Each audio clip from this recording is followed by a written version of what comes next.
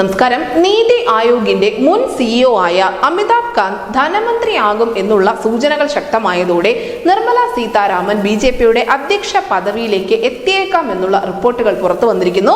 ലോക്സഭാ തെരഞ്ഞെടുപ്പ് ഫലത്തിന് തൊട്ടു പിന്നാലെ കാലാവധി അവസാനിക്കുന്നത് പരിഗണിച്ച് നദ്ദയെ അധ്യക്ഷ സ്ഥാനത്ത് നിന്നും മാറ്റി ഒരുപക്ഷെ മന്ത്രിയായി പരിഗണിച്ചേക്കാം എന്നുള്ള ചില സൂചനകൾ കൂടിയുണ്ട്. തെരഞ്ഞെടുപ്പിൽ നേരിട്ട തിരിച്ചടിയുടെ സാഹചര്യത്തിൽ അമിത്ഷായുടെ പേരും അധ്യക്ഷ സ്ഥാനത്തേക്ക് ഉയർന്നു കേൾക്കുന്നുണ്ട് എങ്കിൽ പോലും കൂടുതൽ സാധ്യത നിർമ്മല സീതാരാമന് തന്നെയാണ്. അതിന് പ്രധാനപ്പെട്ട കാരണം ബിജെപി മുന്നോട്ട് വയ്ക്കുന്ന നാരി ശക്തി എന്നുള്ള നയം തന്നെയാണ്. 2029 അടക്കം നടക്കാൻ പോകുന്ന ലോക്സഭാ തെരഞ്ഞെടുപ്പിൽ ഈ വനിതാ സംവരണം പ്രതിഫലിക്കുമെന്ന് ഉറപ്പാണ്. അതുകൊണ്ട് തന്നെ പാർട്ടിയിലും വനിതകളുടെ പ്രാതിനിധ്യം ഉയർത്തുക എന്നുള്ള വലിയ ലക്ഷ്യം ബിജെപിക്ക് മുന്നിലുണ്ട്. മധ്യപ്രദേശിലടക്കം ബിജെപിക്ക് അധികാര തുടർച്ച നൽകിയതും സ്ത്രീകൾ തന്നെയായിരുന്നു. നമുക്കറിയാം, തൃശ്ശൂരിലും മഹിളാ സമ്മേളനം നടത്തിയത് ബിജെപിക്ക് വലിയ തോതിലുള്ള ഗുണം ചെയ്തിട്ടുണ്ട്. എന്തുകൊണ്ട് നിർമ്മല സീതാരാമൻ എന്ന ചോദ്യത്തിന് കൃത്യമായ ഉത്തരമുണ്ട്. ദക്ഷിണേന്ത്യ എന്ന ഇനിയും പിടികൊടുക്കാത്ത ഒരു ലക്ഷ്യം ബിജെപിക്ക് മുന്നിലുണ്ട്. അത് നിർമ്മല സീതാരാമനിലൂടെ നേടിയെടുക്കാൻ സാധിക്കുമെന്നുള്ള ആത്മവിശ്വാസവും അവർക്കുണ്ട്. രണ്ട്, അവരുടെ സംഘടനാ മികവും നേതൃപാഠവും ഒക്കെ തന്നെയാണ്. ബിജെപി വക്താവായാണ് അവർ അവരുടെ രാഷ്ട്രീയ ജീവിതം ആരംഭിക്കുന്നത്.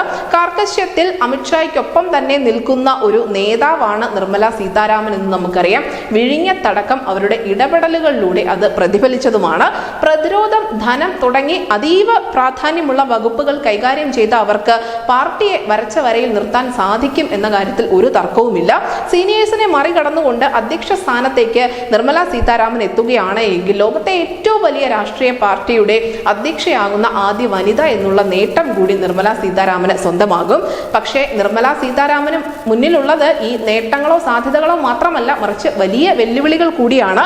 ഒന്നാമത്തേത് മഹാരാഷ്ട്രയിലെ നിയമസഭാ തെരഞ്ഞെടുപ്പ് തന്നെയാണ്. പാർട്ടിക്ക് തിരിച്ചടിയേറ്റ ഒരു സംസ്ഥാനമാണ്. അവിടെ ബിജെപിക്ക് വിജയം ഉറപ്പിക്കുക എന്നുള്ള വലിയ ബാധ്യത ഏറ്റെടുക്കേണ്ടത് നിർമ്മല സീതാരാമൻ തന്നെയായിരിക്കും.